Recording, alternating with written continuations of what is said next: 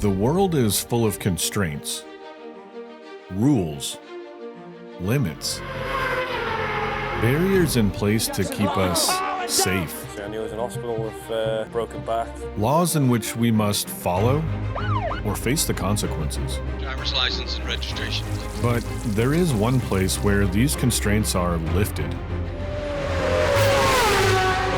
where the spirit of freedom and adventure reigns supreme. A place where going 100 miles per hour seems slow, Selby speed trap at the moment, 190.5. and the risk of dying is just an afterthought. Tell you what, he'll be in for the pit stop for a quick change of underwear after that one. If you cross the finish line though, there is no high quite like it, and no achievement greater. It's the ultimate test, the TT. The entire world of motorcycle racing would tell you that. With its mountainous tight turns, narrow public roads, and breakneck speeds of over 200 miles per hour, it is a true test of man and machine. One that pushes many to the breaking point, both physically and mentally. We would miss Kieran every day. Some call it the greatest motorsports event on Earth, but it is also well known as the most dangerous and deadly race. This is the story of the Isle of Man TT, where the only limits are those that you place on yourself. There's nothing wrong with your video device. Do not attempt to adjust the picture. Now, the Isle of Man TT didn't start as the most dangerous race. It didn't even start as a motorcycle race. It was simply a place for people to show off their driving skills in an automobile. Beautifully prepared white and blue American Duesenbergs are equally fast. You see, back when speed limits were first being implemented, the Isle of Man decided they didn't want no part of that shit. So people went there to drive fast. And since man is nothing if not driven to compete, they made a racetrack and challenged each other to these fast drives. Shortly after the first auto races, motorcycles started racing as well. Start. They are expected to set good records in the race. And people loved it. See, a car is contained and disconnected. But when you watched a guy in a leather helmet start up his motorbike and gun it, you were watching the fear and terror in his eyes real time. The first official race was called the International Autocycle Tourist Trophy, and it was on a shorter course than we know and love today. It happened in 1907, and first place that year went to Charlie Collier, who garnered some bad press since he had an unfair advantage. His motorbike still had pedals, which he used to conserve fuel and avoid having to pit stop. People loved it so much that the Tourist Trophy race, named because it attracted tourists, became an annual event. And even though cars stopped racing early on, the motorcycles kept coming in bigger and bigger numbers. In 1911, the course became what it is today, a 37.4-mile race around the mountains, where people have to complete 6 laps of grueling hairpins, uphills, and unpredictable road conditions. And it was that year that the first classes started to take shape, which introduced the smaller displacement junior class. It also was the first of many deaths.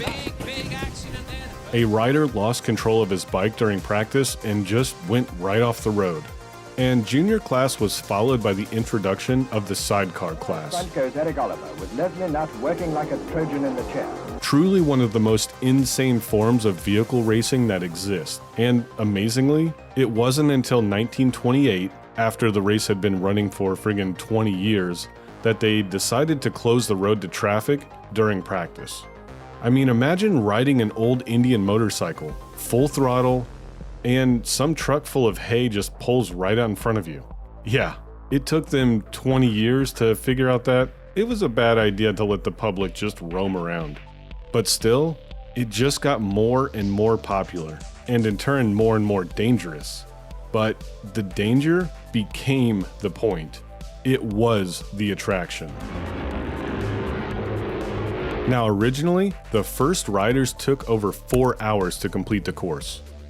4 hours hanging on for dear life as you ride over jumps, next to brick walls, through unforgiving tunnels, and having to learn to navigate more than 250 corners and bends. And all of that 6 times. Riders today, though, they can complete the course in under 2 hours, sometimes breaking the 17-minute barrier per lap. Let's do some math. In order to complete 37 miles in 17 minutes, you have to average over 130 miles per hour. Oh, and those jumps, those brick walls, and the crowd of spectators only held back by flimsy metal gates? When you're riding in the Isle of Man TT, you have to navigate all of that while maintaining an average of over $120. Sometimes having to be inches from immovable barriers going over 200. Now, the only good news is that you aren't racing side by side. The race is held in a time trials format where you aren't racing other riders. You're just racing a clock. Now, that doesn't mean you'll never overtake an opponent, but it does make it somewhat safer.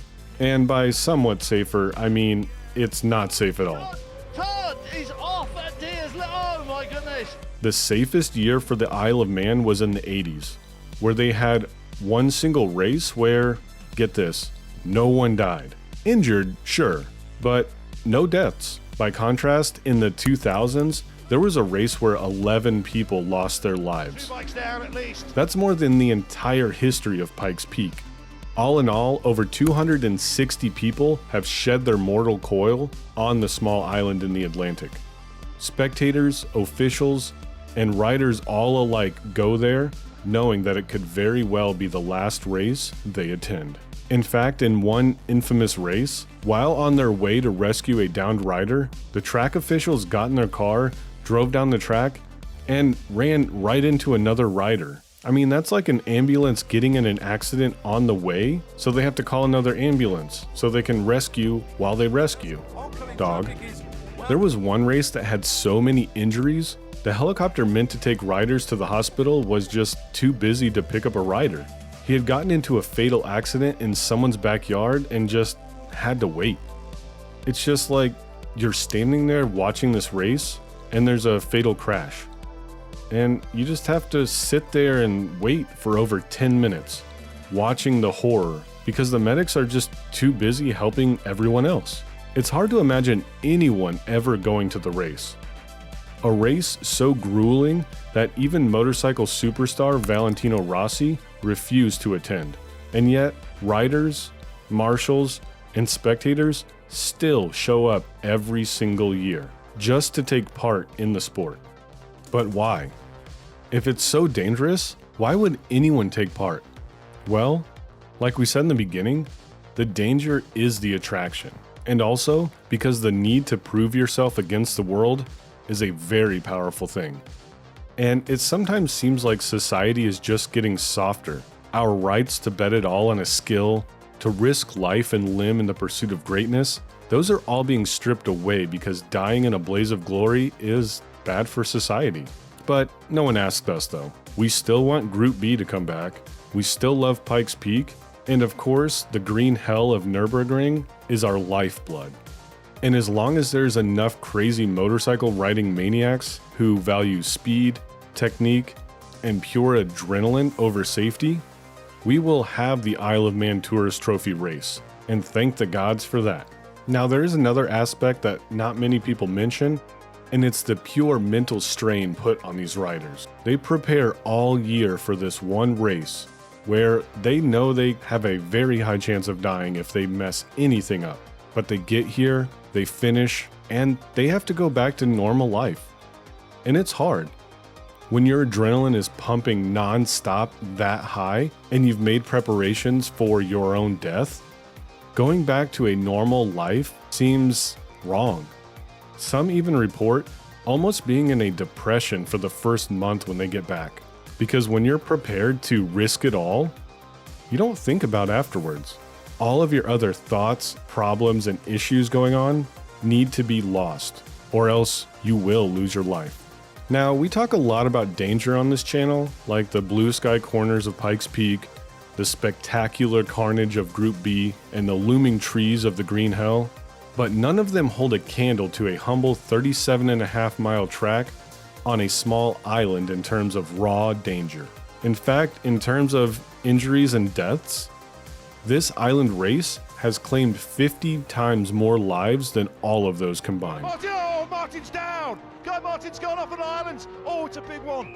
And yet, Pikes Peak banned motorcycles from racing, Group B canceled just after a handful of fatalities, and the Nürburgring, which was drastically revised just after a few crashes. The most dangerous motor race on Earth is still going strong today.